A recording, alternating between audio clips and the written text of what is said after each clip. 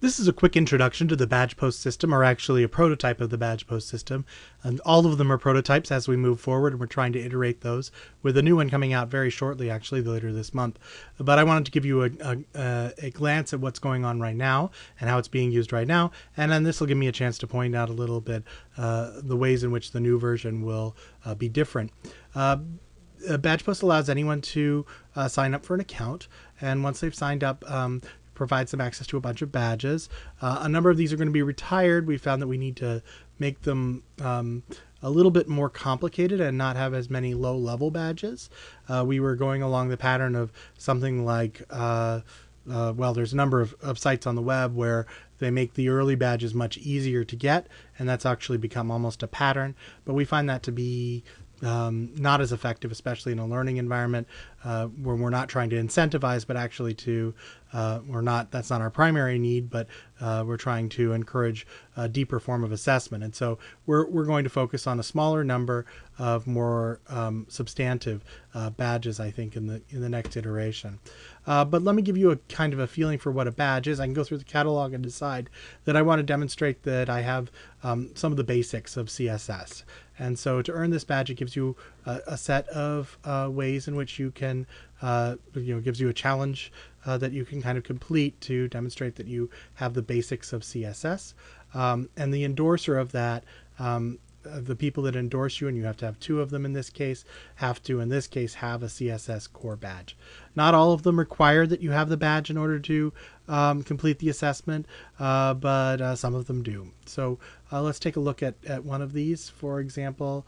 So Molly Creates has, and this is obviously a pseudonym, has a number of these badges, and we can look at her CSS core, and it kind of says, here's where she's uploaded her work. She's actually uploaded it into a public Dropbox in this case.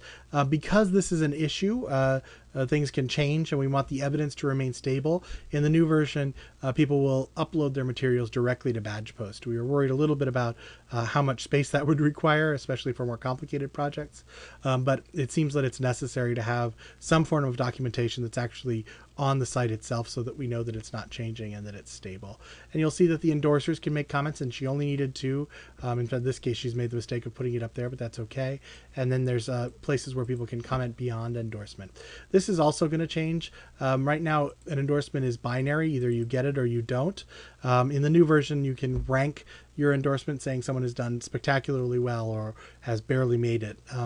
We were trying to get away from this idea of grading, but it becomes very helpful for those who want to kind of show that they've gone beyond the minimum in kind of achieving the badge, and particularly for giving better fine-grained assessment. It gives the assessor the grounds for being able to explain how they've given this ranking. So it helps to encourage them to think about saying more than just great job, and saying how things might be improved, or in particular ways that the person has done well with their badge.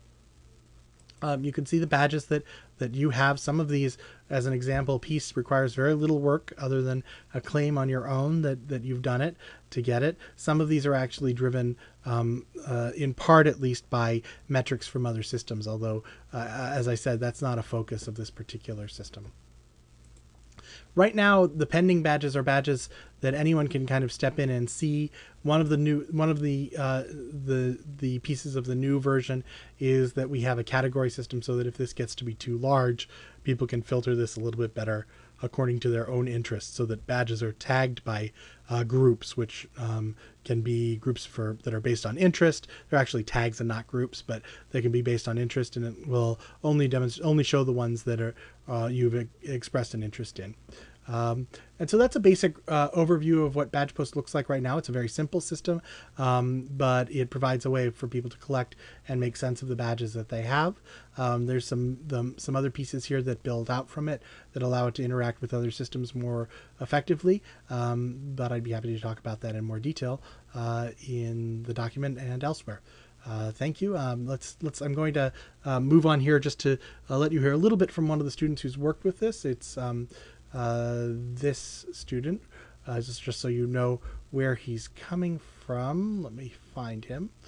Ron Henry, and he's going to talk a little bit about his experiences with the BadgePost system. Hi, I'm Ronald Henry. I'm a graduate student at Quinnipiac University in the Interactive Communications program. Another thing I really liked is it made the whole class interact. We had to review each other's work, and there's a badge for that. But we had to share each other's experiences and review each other's work. So it really made everyone in the classroom kind of, interact with each other and talk and get to know each other. In a way, the badge system creates individual learning, but it does it within a classroom or an online community environment. Everyone works individually at their own pace, but you're still responsible to communicate with each other and share your experiences.